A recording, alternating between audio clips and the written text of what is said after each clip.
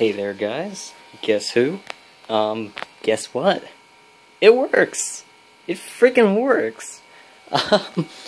You may have noticed I had my hand here the whole time. Reason being, I had to print out some temporary... let me get my flashlight. Where'd I put it? Oh. Everything's a mess because I didn't have... Well, I was impatient. I had to print out some temporary pulleys, and they don't have those little top flat plates like on here. So the pulley keeps inching its way up. This one was alright, but this one was trying to inch its way off, so I had to stop it with my thumb. I was just running that at 100 millimeters per second, believe it or not, and you heard how quiet it was. It's not quite Ultimaker quiet, didn't expect it to be, but so much quieter, it's ridiculous. This flashlight's a bad idea. So let me just go over the design in person. Here we got the motor mounts.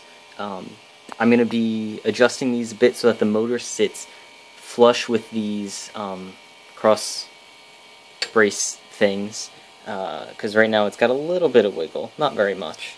And then in there it's got all the screws and the clamps to all the adjacent rods. It's got the horizontal rod with the set screw. I'm going to have to modify those set screws a bit because the nuts are spinning inside their seats, which obviously isn't desired. Mirrored over here. Here we've got one of the pulleys, which is essentially the same frame piece without the stepper motor holes, and instead it's got a post, and then there's this separate piece on top here that has the rod in the middle that goes through the bearing, and that's removable so that you can insert the bearing. Mirrored once again. Then we've got the Y slider here, which is three main pieces. The main frame, which is the body, there as you can see, it's got the straight arm across, the two holes for the rods.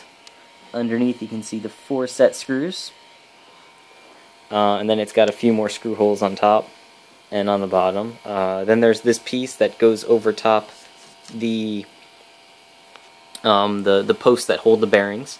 This is going to be further optimized so that it is flush along here, so there's no ridge, and so that there's no holes in the top. This was just a test piece so that I don't have to get the dimensions perfect, and it would still work. Coming around the back, I have one of the belt clamp, or the bearing clamps here, held down by 4 screws, nice and tight. Mirrored once again. Now here is the trickiest piece that I spent the most time on. It is the extruder carrier and the belt clamp, or the belt tensioner. So here we've got the two pieces here. One piece is on the bottom, which is going to hold the stepper motor on the back side, and then on the front is going to be the extruder. And there's a 5mm plastic piece here, which sits in between them, which attaches the extruder and the stepper to this body. The top is a mirrored plate, essentially, without the drop down for the stepper attachment, and then instead of nut holes, it's got holes for the heads of the screws. Focus. It's not going to focus. I will make another video during the day, probably. It's dark out. And then here I've got the whole tensioning system. So basically it uses the fact that when you loop the belt over itself, it very tightly holds itself together. So here I've got a stationary sort of hole for the belt clamp, so that one doesn't move. And then here, as you can see, there's a cross piece with the belt clamp. These vertical screws are just in the loop of the belt to prevent it from pulling out. And there's 2 bolts there, 30mm long, which pull on this in order to tighten it. And I will definitely, actually, it's pretty tight as is. This is about as tight as I'd want it. But it makes it very easy to adjust the tension, and there's a very, very wide throw for this. So even if it's pretty loose to begin with, you can get it up pretty tight. So this is the whole design, as you can see. Still no extruder on here, still no Z-axis. As you can see, it's pretty much empty. I got my extruder dangling down there because I didn't want to undo all my cable management. I'll definitely talk about this some more tomorrow when I get some more time. Overall, first impressions, very impressed. I was a little worried at first with the noise of it, because when I move it manually, let's see if I can pick this up on video. It's pretty loud and obnoxious. I don't know exactly why. Actually, I have no clue why at all. It might just be the specific speed at which it moves it. But when you go faster or slower, or anything really with actually printing, like if I were to run this again, you would see the first layer is slow, and then it picks up, and it's quiet for both. So I'm just going to jump around in this video a bit. So here it is going slow. This is first layer speed, 20 millimeters per second. Nothing's calibrated, so I doubt it's actually 20 millimeters per second, and I doubt the dimensions are right. But you get the point, and then I'll wait for it to get faster. Okay, well, in my stupidity, I forgot about that thing, and surprise, surprise, it popped off. But not a big deal. Let me get back to this. Alright, so since that popped off, I unscrewed it and I moved it up a bit, so maybe it'll help. We'll see. And here we are back at 100 millimeters per second. Notice I am talking in the background at the same volume, so this should give you a pretty good comparison. There's a tiny bit of resonance you can hear, that high-pitched sound, but I have a feeling that's just because the tension's not right, and there's probably a few other factors. Also to keep in mind, this thing's on a big plastic tub, which is probably resonating the sound a bit. Yeah, if I pick it up, quite a bit quieter. Yeah, you can definitely tell that it's definitely amplifying the sound. I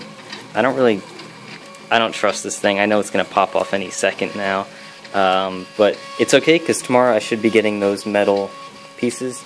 There's that resonance again. I'm guessing his belt's just not tight enough. Tomorrow I should be getting metal pulleys, so I'm not going to take this apart. I'm going to wait for those pulleys and test it again with metal ones, because I really want to see what this thing can do. I want to see how fast it can go reliably.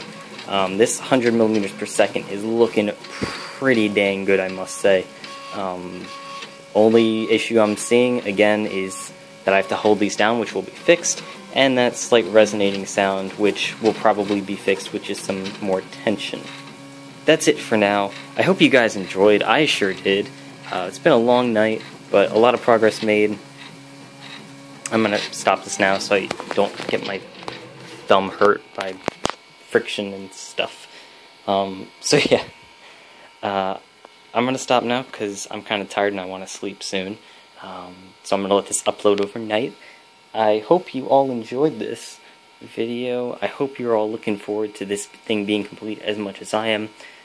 Thing to note is that most of these parts are version 1, and when I start doing kits, it's going to be updated versions of all these. These are all going to be new parts.